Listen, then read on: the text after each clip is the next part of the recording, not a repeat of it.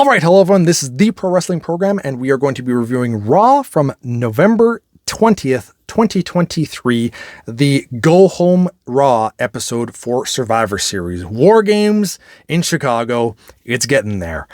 So, this, I thought, was a fairly solid Raw. Last week, I didn't necessarily enjoy as much. This one was a lot more solid, and we'll kind of break it down. I thought that this did a good job building towards Survivor Series. So I'm down for this, and it also built some other storylines that are happening in Raw.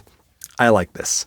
So we start off the show with Drew having a promo explaining his actions, why he attacked Jey Uso and cost him his title, because Jey did the same thing when he was with the Bloodline helping Roman Reigns. Beautiful storytelling. This makes Drew a good villain, because he's kind of a villain, but he's not fully there yet. He's not, I feel like he's definitely a heel, but his actions make sense, and that is the best kind of villain that you can have. So I'm very much enjoying this. I also think that Drew works really well. His character as a heel right now, where he just kind of doesn't care and shrugs and smirks, and it's his facial reactions, or expressions, are spot on. I'm really enjoying this. This is one of the better parts of Raw by far. And then eventually, the Judgment Day came out. Jey Uso came out. The Judgment Day came out, and Pierce came out and said, "No, we're not having any of this." Once again, he's all fired up. He's been fired up for a while now. He says that nobody is allowed to touch each other until the match is over, because anybody that does will lose the opportunity of having that advantage at War Games, which is basically whoever it starts off with 1-1, and then who gets the next team member? Is it going to be one of the heels or one of the faces? Which the whole point of War Games is to have the heels have the advantage all the time. So we kind of had an idea of where this was going to go, but then he says, you're both going to have to choose somebody to wrestle tonight for that advantage, and if anybody attacks somebody, the first one to throw a punch, they lose the advantage if there's any shenanigans. If there's not, whoever wins the match in the main event gains the advantage. But because of Drew joining Judgment... Oh, and Drew also said, am I joining the Judgment Day? If you've been looking at me, you already know. No, I'm not going to join the Judgment Day. But I will be teaming up with them at War Games. Everything about this was really well done. So anyway, Pierce eventually says that because Drew is joining Judgment Day for War Games, they need to find a fifth. And this was done well, but Pierce said you need to find your partner by the end of the night. And they built this up quite a bit as the episode went on. We had eventually a backstage segment with Cody, Sami, Jey, and Seth. And Cody says, do you guys know anybody? And Sami says, oh, I know. And because SmackDown isn't off limits, they can actually pick somebody from there. So they all say that, yeah, I've got a few people. And they make it seem, Sami, for example, you think Kevin Owens. And I'm like, oh, as much as I love Kevin Owens and Sami Zayn, they've been involved too much. And it would make sense storyline-wise, I guess, for Kevin Owens to jump ship. If they were going to have somebody, LA Knight would kind of make sense too, because of Cody helping last week on SmackDown. But anyway, Kevin Owens would have made sense storyline-wise for him to jump ship from SmackDown to Raw to help with this, because it's the end of this feud, hopefully. But we all want somebody bigger. And there were some people that I was kind of in this forum talking, and they had some interesting people, because obviously Kevin Owens was a possibility. We all think that there was a chance of maybe CM Punk, Randy Orton being the main one, and even Brock Lesnar, because Cody said, I've got somebody that I can think of that I have a past with. And Brock Lesnar would have been interesting. Obviously, we want Orton or Punk, because those are the people that people have been talking about for a while for Survivor Series. So we'll get to that, but it was that part I enjoyed. So anyway, then we had the first match of the night, which was Nia Jax versus Raquel. They had a match. It was okay. The crowd was really into it, though. And the crowd just kept getting hotter and hotter for specific matches. Just a very good crowd throughout the night that really added to the overall feel of Raw. It's great when you have a crowd that is loud and into the show. It just adds so much to the atmosphere. It's great. And honestly, they had some good matches here and reasons to be this hot, essentially. Good starter. Okay, the match itself wasn't great. I think Nia Jax won. I don't even remember necessarily. I think she won. And then we had Becky Lynch versus Xia Lee in their match. And Becky's going to be part of the War Games for the SmackDown side of things, where it's going to be Bianca Belair, Charlotte, Shotzi versus Damage Control. And this was kind of their own feud that's happening on Raw, because last week Xia Lee had attacked Becky and she couldn't be part of the Battle Royale. Or was that 2 weeks ago? 1 week ago or 2 weeks ago? I can't remember exactly. But either way, they have now this little mini feud, and I haven't seen much of Xia Lee at all. And I loved this. This was a great match that the crowd was dying for. They were just going crazy throughout this entire thing. And it was a great match of them going back and forth, and they would kind of do similar moves to each other to kind of prove that I'm better than you. I really dug this match, and we got some good kicks every so once in a while here and there, where it looked like, okay, that's going to knock out Becky, and Becky was selling really well. Overall, I feel like this, even though Xia Lee lost, this elevated her quite a bit. And I think that while the women's division isn't super strong outside of a few specific ones on Raw, for example, it's Becky and Ripley, I think that whoever they're facing usually gets a really good crowd reaction, but it helps to elevate the other people when they have a back and forth match like this that's this hot, where it's good. I gave this to me was the match of the night, 3.25 stars. Really good stuff. It was actually better than some of the stuff that I watched on the AEW pay-per-view. Like, this was better than most of it, actually, which is too bad, but and it's not necessarily saying it's a great match. It's 3.25, but I enjoyed it. Then eventually the Damage Control showed up, and then we had the rest of the team show up, and that kind of worked. But I just like that this was still focusing on their little feud that they're having, or at least this might have ended already. I hope it continues afterwards. Could Xia Lee show up at Survivor Series and attack Becky and cost them the match during their War Games match? Maybe. I'd be okay with that, I guess. Yeah, Damage Control can go for the win. Anyway, then we had Johnny Gargano versus Ludwig Kaiser. People were into Johnny. They were cheering for Gargano, which I don't think I've ever seen out of NXT, or at least not recently on Raw.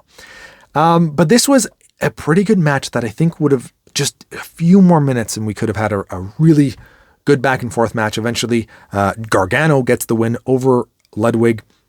It's interesting what they're doing with Imperium. I don't necessarily know where they're going with this, but I'm intrigued at least. Guys, I really do like Imperium. Specifically, I mean, Gunther is amazing, and I do like Ludwig as well. Then we had a fatal four-way tag match to determine the number one contenders for the women's tag titles. Finally, we're getting a match here. I'm very happy that this is happening. There's a lot of women's tag teams on Raw, so this is it made sense. And the match wasn't bad either. There was Indy Hartwell. She looked horrible in the ring. Anytime that she did anything was absolute crap. I think the best one was Ivy probably, and Natalya. They really stood out in this match. And even Maxine did some spots here that worked really well for me. So I like this because even though Natalya and Tegan, I think, won the match, it showed off Ivy and Maxine, who really haven't done much on Raw, and it just showed, Ivy, I think, is going to be a strong contender going forward. I'm starting to really like some of the women in the women's division on Raw. They're trying to build them up a little bit, and they don't necessarily need wins. They don't need wins right now. We still have enough people on top that we don't need to have them replaced necessarily, so we can slowly start introducing these characters to kind of get people behind them so that when they do finally beat somebody at the top, it'll mean more. I like this. And then we had a great promo battle between Miz and Gunther. Obviously, Miz is excellent on the mic, and he's been overlooked for so long. So I'm loving this. But then Gunther, I was like, oh, he's okay on the mic, depending on what it is. But he had a great promo here and talked about Miz looking at the stars, like the wrestlers, and then he finally got to join them. And then because he was bullied all his life or something, and then finally he gets to be in the WWE, and then they kick him out because they're bullying him. And it was just so good. And Gunther is just in his face, trolling him essentially. It was great. It was fantastic. And eventually Miz can't take it anymore, attacks Gunther. Gunther, clearly being stronger than Miz, overpowers him. And it looks like, oh, they're going to make Miz just look so weak here. And then Miz does a low blow, hits his finisher. Beautiful. Beautiful on the one side because it shows that Miz is going to use whatever he can to win this match, potentially, right? The only thing is that this is the last time that we're going to probably see these two until Survivor Series. So the heat is on, as in like Miz got his revenge as a babyface, which means most likely Gunther will win at Survivor Series. I still think that that's technically the right move because Gunther's just having a phenomenal run and I want Gable to be the one to beat Gunther. But if Miz ends up winning here, I'm all for it because it means the Miz is kind of getting a small push, which I think he totally deserves. I'd rather him be the world champion, but I'll take the Intercontinental Championship at the moment. I just do really wish that it was Gable instead being the one to defeat Gunther finally. Then we had, speaking of Gable, Chad Gable versus Nakamura. Another good match. I was hoping that this would go a little bit longer as well, just 3 minutes, and we could have had like this one. I think was better than the Gargano match. Not to say that the Gargano match was bad. It's just that this one was so solid. I probably give it 3 stars. It started off with some great wrestling where Gable is completely out wrestling Nakamura, and Nakamura is constantly having to use his speed and his kicks to keep Gable at bay. That's all he can do because every time that Gable gets a hold of him, he's going into some kind of submission, some kind of wrestling move or hold. It's awesome. Loved this match for that. And eventually, they get to a point where the top rope turnbuckle gets taken off and Nakamura's constantly trying to push him towards that. Near the end, he pushes him towards it. Gable stops it, and I think he went for another push towards it. Gable stopped himself again, and Nakamura just went underneath him, went for a nice roll-up pin that looked excellent, and that's how Gable lost. And I was okay with this because they really are pushing Nakamura. Yes, Gable lost, but he didn't get 3 Shinkasas to lose. He didn't get a finisher. He got pinned by a roll-up, because that he didn't allow himself to get hit with the turnbuckle. I also like that the turnbuckle wasn't used, that he didn't hit the turnbuckle and then he went down. No, they used it as a gimmick to go for the finish without using it. I liked that. It was just something a little bit different. So good little match here. Nakamura still looking strong, potentially so that he can have an open challenge at Survivor Series and somebody big shows up. We're going to see. It's going to be sad if nobody, if it's not Punk. Honestly, like if Punk doesn't show up at the Survivor Series, he doesn't have to show up against Nakamura, but he needs to show up. I really do want him to show up. And I'm not even the biggest Punk fan, but like, I feel the hype. It has to happen. And it would make things so much more interesting too. Oh man, that would be wild. Another one that was really interesting was another person suggested that maybe the partner is Nick Aldis. Could you imagine Nick Aldis joining in the War Games match? He's the SmackDown general manager. It doesn't make that much sense, but SmackDown isn't off limits. So it could have been him because Cody and him have their history because of the All In. Is it the All In pay-per-view? I think it was All In. The first pay-per-view that they drew 10,000 fans to then create AEW or get Tony Khan to be interested in creating AEW. That would have been cool too. But anyway, we now get Jey versus Drew for the Survivor Series War Games match where whoever wins gets the advantage. Drew eventually comes out on top. Was an okay match. Jey Uso definitely has his fans, but he isn't the greatest in the ring necessarily as a singles competitor. I think that definitely he's a stronger tag team with his brother, and his singles matches are just okay. And I would actually even say that his tag team matches, while they're better than his single stuff, aren't necessarily incredible either. But he's a very strong tag team name. And even as a singles, no, in terms of a name, the crowd's behind him, and clearly they're enjoying his singles run here. So there's nothing wrong with that. I'm just saying that the match itself wasn't great. Drew was definitely the stronger character here. He gets the win, as he should, so the heels get the advantage. And then Judgment Day shows up, so they start attacking, because now the match is over, so it doesn't matter. They already have the advantage. The faces come out, and they kind of clear the ring with a bunch of... At least they had steel chairs, because it's like, what's the point in having them try to find a fifth that they can just beat all the heels, like 4 versus 5? But at least they had chairs, so it made sense that why they would be able to run off the heels. And then Cody says that they have a fifth member. It's the Apex Predator. He basically alludes that it's Randy Orton, but never clearly states it, which I found was kind of interesting because he just said it's the Apex Predator. That's all he said. And the fans were chanting, Randy, Randy, Randy. And he said, the fans are right. It's him. It's the Apex Predator. And then we ended the show and we didn't see Randy Orton. Now, I totally get why they didn't have Randy Orton show up tonight, because they want the bigger pop to be at Survivor Series. And the reason why they might have announced it is because that CM Punk is actually going to be the surprise at Survivor Series. So if we already know Randy Orton is going to show up, we can then have CM Punk be an actual surprise, and you get the bigger pop for Randy Orton as well, being inside the Survivor Series match. I like that. Because the thing is that if you have Punk show up before the match, then and he doesn't do anything, he just basically says that he's back in WWE, then the Survivor Series match happens, and people might want, because he's there, they might want Punk to be the fifth member. But then if, on the flip side, if you don't have Punk show up, then it's the Survivor Series match, and they still haven't announced who the fifth member is. If it ends up being Orton, you might not get as big of a pop because Punk didn't show up. So I get why they said it here first without showing Randy Orton actually there. They're waiting for that for Survivor Series. So it made sense.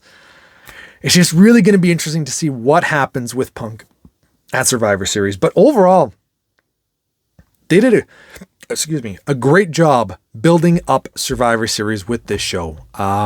Drew makes sense. He's a good heel. We had a good match between Becky and Xia Lee, which didn't affect, Survivor Series, but just a really good showing of that match. An okay fatal four-way for the women's, and I don't think it's going to happen. I don't think they announced that this is going to be happening at Survivor Series. I assume it's going to happen on Raw next week for Natalya and Tegan. Is it Tegan Fox? I can't remember. I can't remember who the other person is that's teaming with Natalya, but either way, Natalya's team versus Chelsea. Also, Chelsea Green was just her character. She's so annoying, but she's playing that character so perfectly well. I just wanted to give kudos to her. Miz and Gunther had a nice promo exchange, and even though it looks like Gunther's going to win, it was nice to see that Miz at least did get some revenge on Gunther, and it does show that Miz is not going to be a full babyface. I think he's more of a tweener, that he's going to use all the dirty tricks that Ric Flair would use when he was a babyface. So I'm down for that. And yeah, let's see what's going to happen with Survivor Series. The other thing too is that if Nakamura has an open challenge and Punk shows up, I almost feel like that's not as big as it could be. Nakamura, while they've been building him up, isn't the big character that I think people would be freaking out about. He's not as high up on the totem pole that a Punk return should create. Punk should be going after somebody that is really up there. Roman Reigns, Seth Rollins, Cody, Brock Lesnar, if they really wanted to go through that again, LA Knight. That's about it. Those are the only guys that I can think of him going up against to make a big splash. That's what you want for the beginning. And Nakamura is very much further down the list. I mean, Sami Zayn, Kevin Owens, those guys are all bigger than him. Gunther, they're all much higher on that totem pole than Nakamura is. So it's a little bit of a letdown if he goes against Nakamura, but the crowd won't care. They're just going to be happy he's back. I just hope that afterwards they kind of have something bigger for Punk in mind. And I mean, the promos that he's going to have, if he does in fact come back, is going to be outstanding. I hope that if he comes back, they allow him to talk about AEW and just how it's run, like basically throw shade at them, because that would be entertaining. It's entertaining sometimes when AEW does it, and it can be entertaining when WWE does. WWE rarely does it, but when they do, it's a good little zinger, and I think that Punk, of all people, could really talk about it. But I almost want that to happen. Like, he should throw a little bit of shade about it, because I think that would just be so interesting to talk about. But I also think that you could have a lot more of that when he has eventually, if he comes back, to have a feud with Cody. That could be really interesting. So there you go. That is Raw. Overall, a pretty good show, and I'm looking forward to Survivor Series. So thank you all for watching. You have been bearded in. Beardage.